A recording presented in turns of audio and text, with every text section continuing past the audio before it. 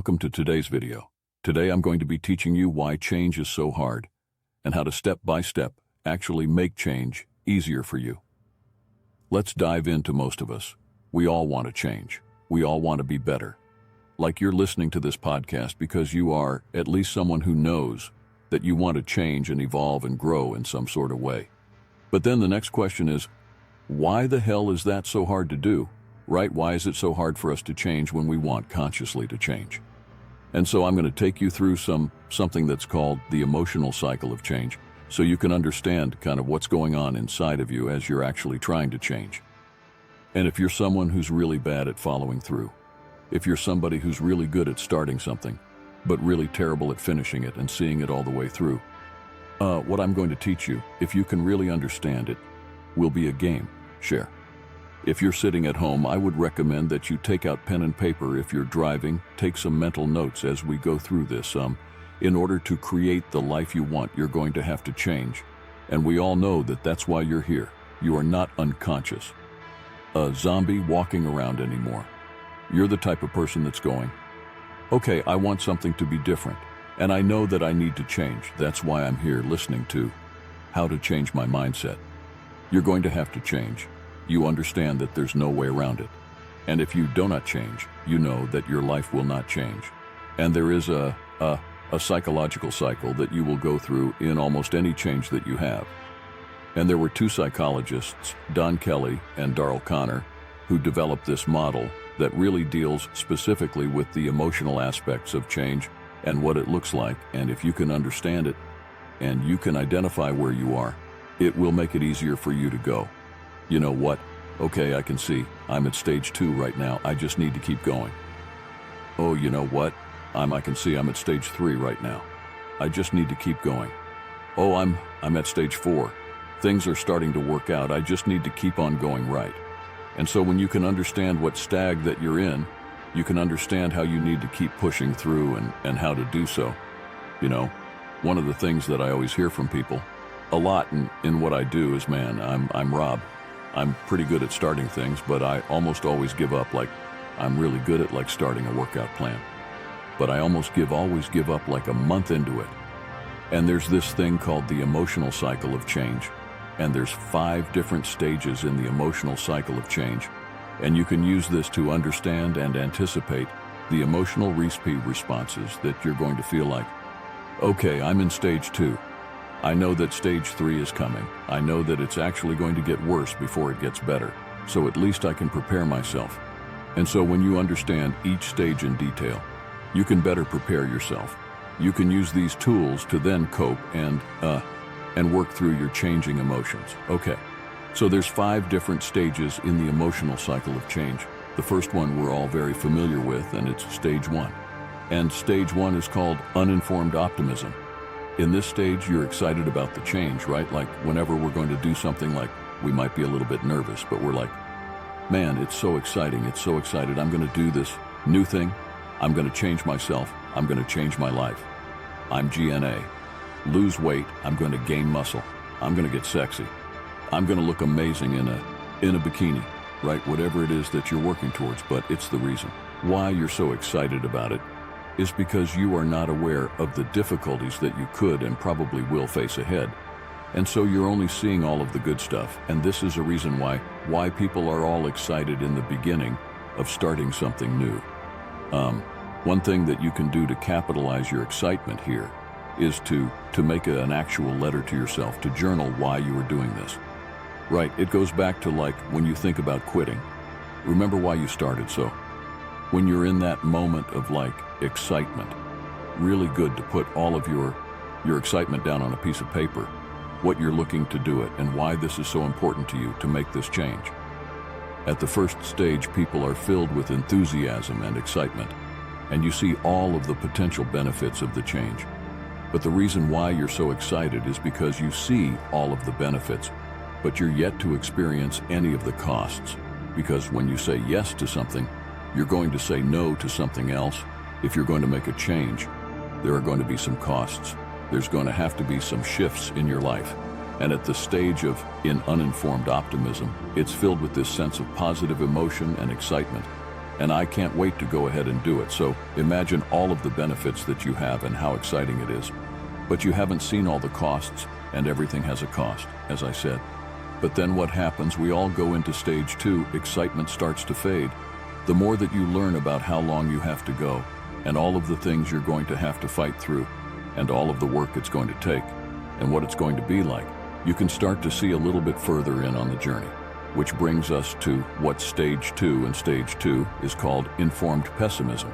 So the first one is uninformed, optimism, uninformed. You don't really know, but you're optimistic quickly. We, and some of us quicker than others, we get to stage 2, which is we become pessimistic. We are now informed a little bit, and we have a little bit of an idea of what it's going to take. And now we start to get pessimistic as the changes progress, and we start to see what happens and what we have to work through, and how long it could take to get to where we want to be. Negative emotions can start to come up. And this is where we really start to shift and go from, once again, optimistic to pessimistic. The benefits that you saw in stage 1, they don't really seem as real, and what you were excited about in stage 1, you're not as excited about because you're not even seeing the things to be excited about. You're seeing the costs. You start to see the costs more and the benefits less. In this stage is where you really start to get frustrated. You start to get a little bit more anxious about what's coming up, about the fears and the limiting beliefs. And you're starting to now get the desire to quit. You're starting to think like, maybe this wasn't for me.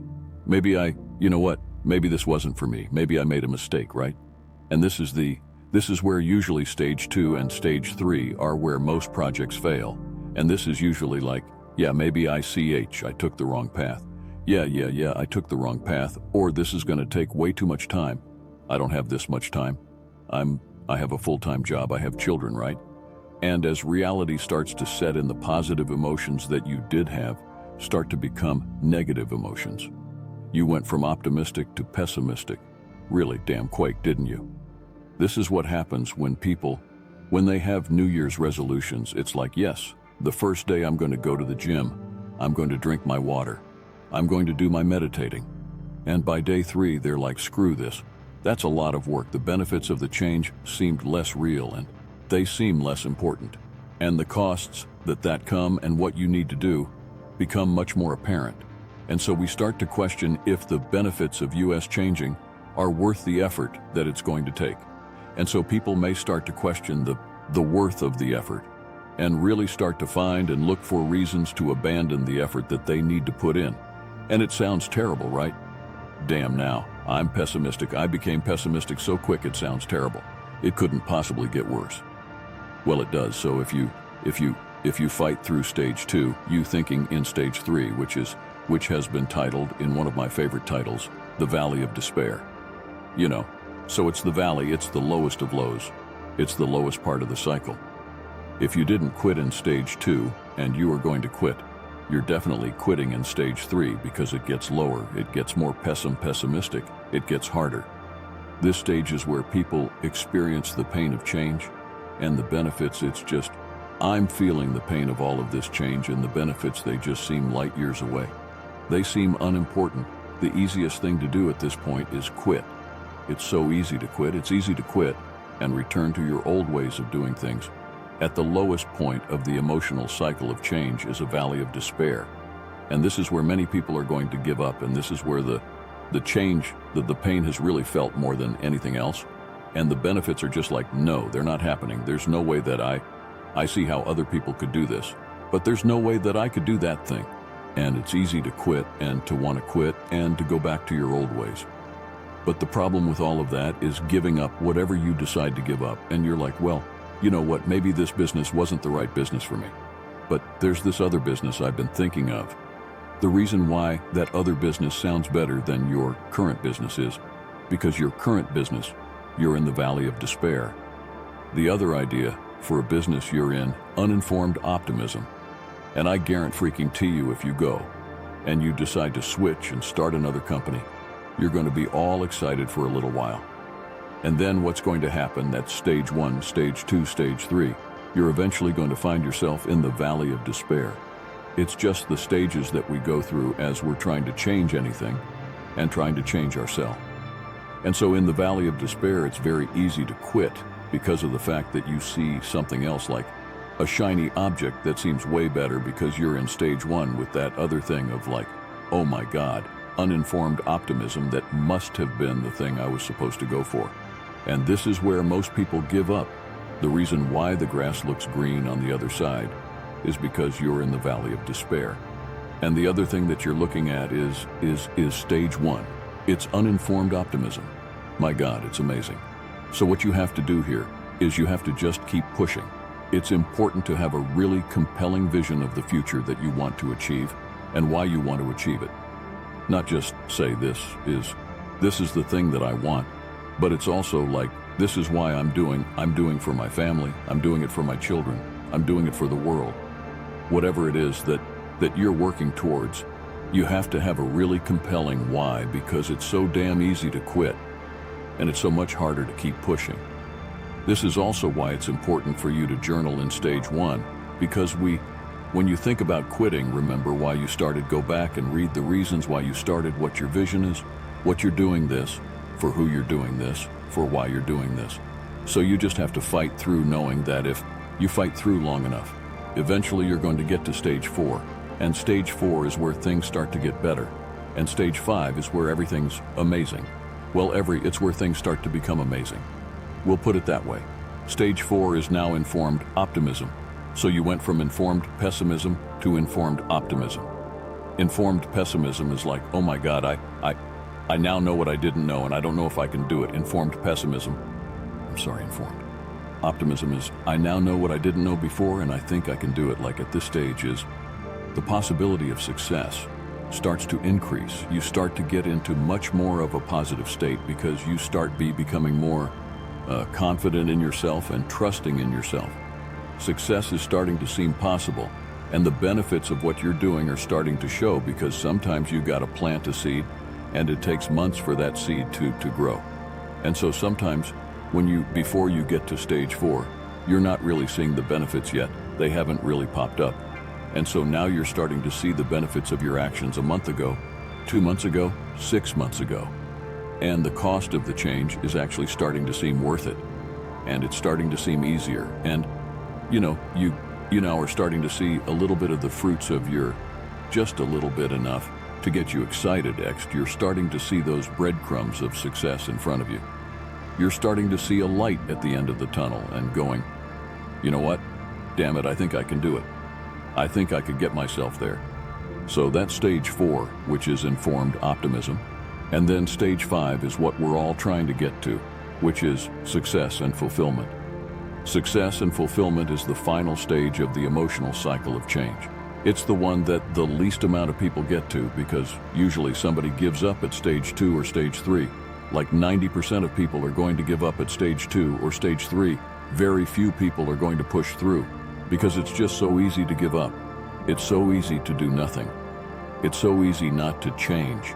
So easy to sit on the couch and eat ice cream compared to get yourself to go to the gym and have to push yourself, whatever it might be that you're trying to make that change, the benefits of the new behavior. In stage 5, though, are fully experienced. All of the vision that you were thinking of, you're now starting to see it, and the cost of the change is not worth it. Oh my God, I see it, I get it. And stage 5, depending on what it is for, you can take years to get to years. I was out to dinner 2 nights ago with my wife, and this couple are also both in self-development. And the wife, we were talking about how long it takes, like how, this podcast, I had 5 years of this podcast before it really started to take off, which is like 700, 800 episodes. And we were talking about, I was like, yeah, you ever heard like the story of the Chinese bamboo? She's like, no. And I told her, and I've done episodes on it before in the past, but if you don't know, the story of the Chinese bamboo is you plant a Chinese bamboo seed in year 1. Nothing happens year 2. Nothing happens year 3. Nothing happens year 4. Nothing happens year 5. But you've been FYI for the first 5 years, though you're giving it water. You're taking care of it. You're making sure it has everything that it needs year 5. It finally cracks out of the ground. So it takes 4 years of nothing, and stage 5, year 5, it comes out of the ground and it grows up to 80 feet in 6 weeks. That's what success is, life. And so stage 5, if it's losing 10 pounds, if that's what it takes, it might be 60 days away. But if it's growing a multi-million-dollar business, it might be 5 years down the road, it might be 7 years down the road, it might be 3 years, might be 10 years down the road. But at this point, the success in fulfillment, this is where you're seeing all of the cost of the change. And it's now perceived as worth it. You did all the work, and you're like, damn it, I'm so glad that I didn't give up on myself. Right? It doesn't seem worth it until you cross the finish line and the actions that were once really difficult for you and changing, like you had to push yourself and force yourself to do what needed to be done. Those actions that were once difficult are routine, they're habits. It's just become who you are now, which is what's awesome. Like, you are now the person that does this thing. Whatever it is, you're now the person that goes into the office and makes $100 phone calls a day, or you're now the person that goes to the gym 5 times a week, or you just become the person that does the thing that you always wanted to do. And success comes from that, whatever success means to you. And this marks the final stage of the emotional cycle of change, and the benefits of all of the new behavior are fully experienced. You can see, and you can go, you know what, it was worth. I'm so glad that I did it, but you have to understand that no matter what it is, whether it's you trying getting into a new relationship, you're going to go through the emotional cycle of change. You trying to go on a journey of losing weight. You're going to go through emotional cycle of change. You trying to build a business, the emotional cycle of change. You becoming a parent, the emotional cycle of change. You're always going to go through this psychological emotional cycle of change with everything that you do. You have to just understand stage 1 is this. Stage 2 is this. It's going to be hard. Stage 3 is going to be this. It's going to be even harder. Stage 4, stage 5. Those are the stages that I'm fighting to get to. And so if you can just start to understand the emotional cycle of change, you can really start to understand yourself more and anticipate what could be coming up in the future. So therefore, you're not caught off guard. So that is what it looks like for you to